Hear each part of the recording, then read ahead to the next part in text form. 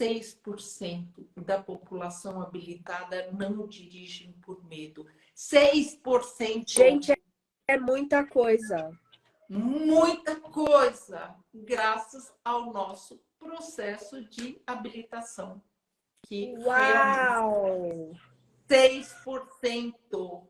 Gente, é muita gente. É muita gente. É muita gente.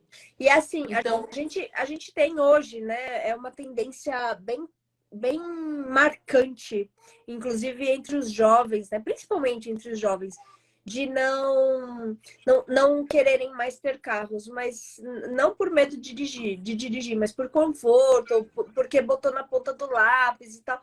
Mas a gente sabe, eu vejo por mim aqui, né? Aqui em casa sou eu e os dois meninos, né? Eu, meu marido, os dois meninos, dois meninos pequenos, para quem não sabe, aí eu tenho um filho de 13 e um de 2 anos, e um de 6 peludo.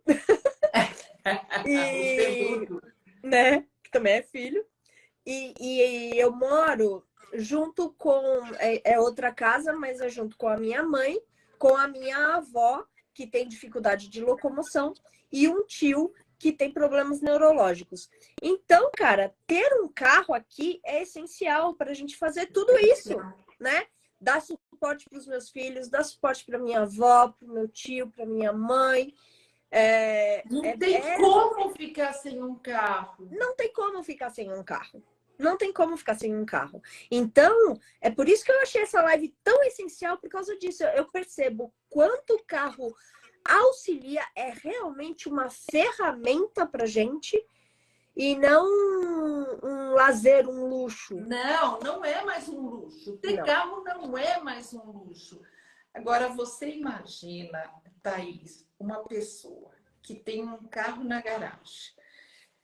Todos nós sabemos que não é fácil comprar um carro, né? Um carro é um investimento caro.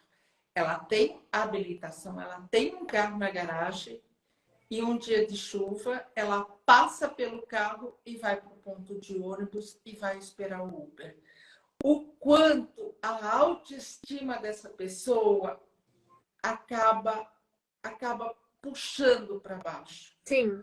Porque ela vê que qualquer pessoa dirige. Então, eu falo, uma tomada aqui na rua da minha casa, eu já vi 10 motoristas, né?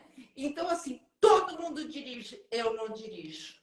Então, a pessoa acaba se sentindo incapaz, acaba se invalidando, acaba se sentindo a pior criatura do mundo. E isso reflete na vida toda dela. Ela não consegue falar, eu não sou capaz só de dirigir, mas eu sou capaz disso. A autoestima dela vai abaixando, ela vai se invalidando perante a vida. E, de repente, a gente percebe, quando a pessoa faz o tratamento, ela meio que entra assim, sabe? Sim. E aí ela vai se abrindo, aí ela cresce, ela fica grande, é muito bonito. Além de eu amar o que eu faço, isso dá um retorno, dá uma alegria de você ver a pessoa assim, entrar tudo em... E olha, e agora eu vou falar uma coisa, quando é homem, então, ele entra pior ainda, ele entra com mais vergonha ainda. E Olha aí só. ele sai de lá, parece que ele cresceu 20 centímetros quando ele sai do tratamento dirigindo. Então, é muito gostoso. E o que as pessoas precisam saber, é possível. É fácil? Não.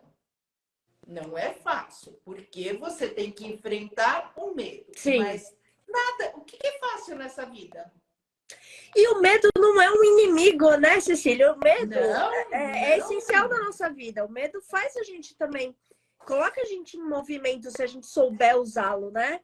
Então, vamos começar com as dicas, Cecília, para essa galera que tá toda ansiosinha aí. Eu tô vendo as mensagens pulando aqui. Ai, eu também. Ai, meu sonho é dirigir. Ai, eu também travo.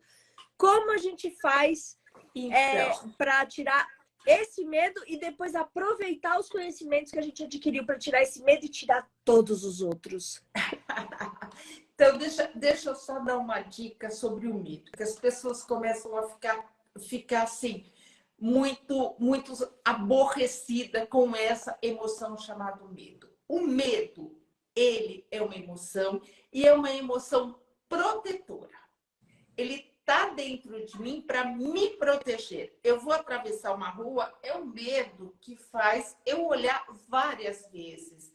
Eu vou dar um pulo, vou subir em alguma coisa, é o medo que faz eu ver se aquilo está firme. Então, o medo é protetor.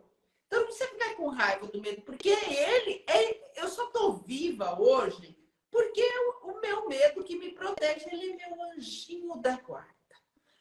Quando que ele começa a ficar ruim? Quando ele começa a aumentar.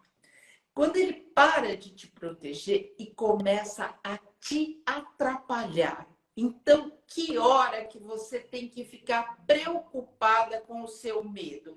Quando ele para de ser um medo saudável e começa a ser um medo doentio.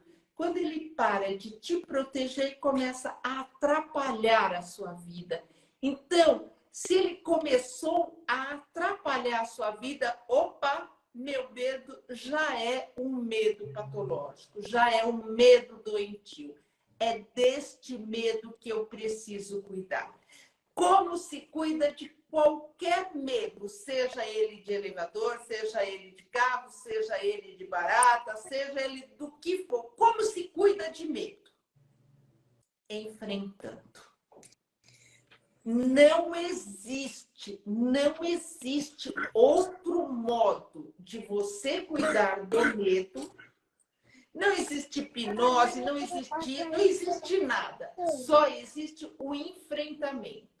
Então, se você tem um medo de dirigir, um medo de avião, um medo de elevador, um medo de falar em público, o medo de você comece enfrentando. Por que o enfrentamento faz com que eu perca o medo? Porque quando você enfrentar, você vai perceber que você é capaz.